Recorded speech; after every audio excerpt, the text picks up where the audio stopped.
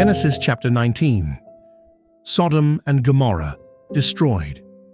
The two angels arrived at Sodom in the evening, and Lot was sitting in the gateway of the city. When he saw them, he got up to meet them and bowed down with his face to the ground. "My lords," he said, "please turn aside to your servant's house. You can wash your feet and spend the night, and then go on your way early in the morning." "No," they answered, "we will spend the night in the square." But he insisted so strongly that they did go with him and entered his house. He prepared a meal for them, baking bread without yeast, and they ate. Before they had gone to bed, all the men from every part of the city of Sodom, both young and old, surrounded the house. They called to Lot, "Where are the men who came to you tonight? Bring them out to us so that we can have sex with them."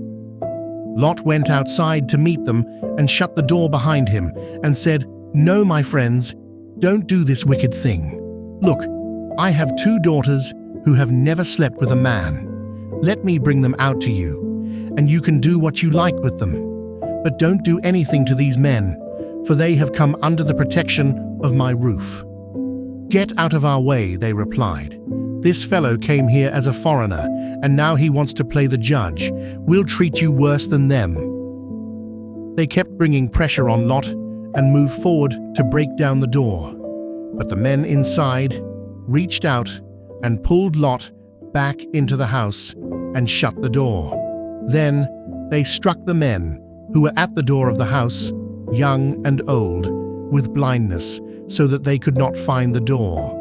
The 2 men said to Lot, "Do you have anyone else here, sons-in-law, sons or daughters, or anyone else in the city who belongs to you? Get them out of here, because we are going to destroy this place. The outcry to the Lord against its people is so great that he has sent us to destroy it." So Lot went out and spoke to his sons-in-law, who were pledged to marry his daughters. He said, "Hurry and get out of this place, because the Lord is about to destroy the city." But his sons-in-law thought he was joking. With the coming of dawn, the angels urged Lot, saying, "Hurry, take your wife and your 2 daughters who are here, or you will be swept away when the city is punished." When he hesitated, the men grasped his hand and the hands of his wife and of his 2 daughters and led them safely out of the city, for the Lord was merciful to them. As soon as they had brought them out, one of them said, "Flee for your lives. Don't look back, and don't stop anywhere in the plain. Flee to the mountains, or you will be swept away." But Lot said to them, "No, my lords, please. Your servant has found favor in your eyes, and you have shown great kindness to me in sparing my life. But I can't flee to the mountains. This disaster will overtake me, and I'll die. Look, here is a town near enough to run to, and it is small. Let me flee to it. It is very small, isn't it? Then my life will be spared." He said to him, "Very well, I will grant this request too. I will not overthrow the town you speak of, but flee there quickly, because I cannot do anything until you reach it." That is why the town was called Zoar. By the time Lot reached Zoar, the sun had risen over the land. Then the Lord rained down burning sulfur on Sodom and Gomorrah from the Lord out of the heavens.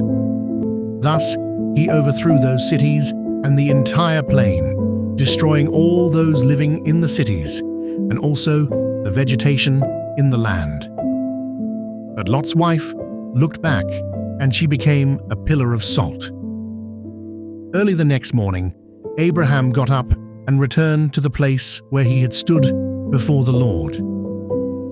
He looked down toward Sodom and Gomorrah, toward all the land of the plain, and he saw dense smoke rising from the land, like smoke from a furnace.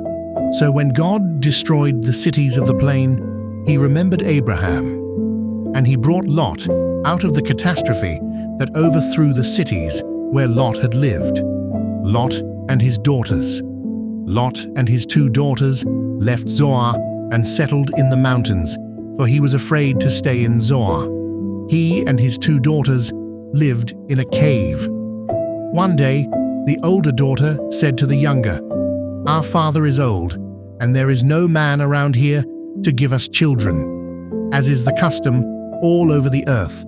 Let's get our father to drink wine and then sleep with him and preserve our family line through our father."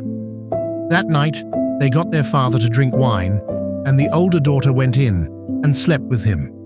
He was not aware of it when she lay down or when she got up.